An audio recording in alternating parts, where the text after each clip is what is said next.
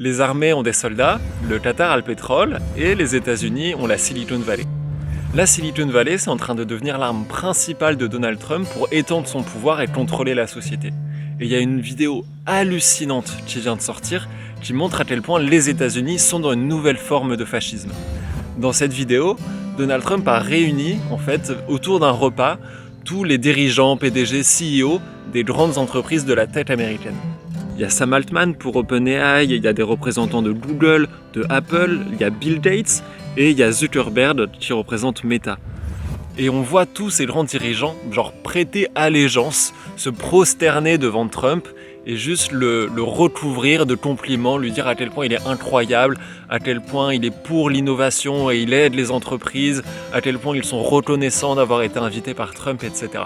Mais tu sens, ils sont un peu en sueur quand même. Il y a une grosse pression pour plaire au président, et s'ils le font pas, ils savent qu'ils finiront on ne sait où. Pour l'historique, Zuckerberg, au précédent mandat de Trump, il l'avait viré de Facebook. Ça avait fait une grosse polémique, Trump il n'était pas content, etc. Mais il n'avait pas fait grand chose. Trump il avait dit que Zuckerberg il méritait de finir dans un camp de concentration. Et aujourd'hui, en fait, le rapport de force s'est inversé. Zuckerberg a vu que Trump avait une toute puissance dans la Silicon Valley, donc il s'est prosterné, il a abdiqué devant son nouveau roi. Et pendant le repas, Trump, il les regarde, très bien, il n'y a pas quelqu'un qui a quelque chose à ajouter, allez, recouvrez-moi de compliments. Pour ceux qui ne me connaissent pas, moi c'est Léo Commune et je fais des vidéos pour dire à quel point il faut faire la révolution contre ces gros tarés là. Le plus impactant, c'est de voir à quel point c'est une nouvelle forme de fascisme qui est en train d'apparaître. Mussolini, le dictateur italien, il disait dans les années 40 que le fascisme, c'est la fusion entre l'État et les grandes entreprises. Et aujourd'hui, les grandes entreprises, c'est celle de la tech.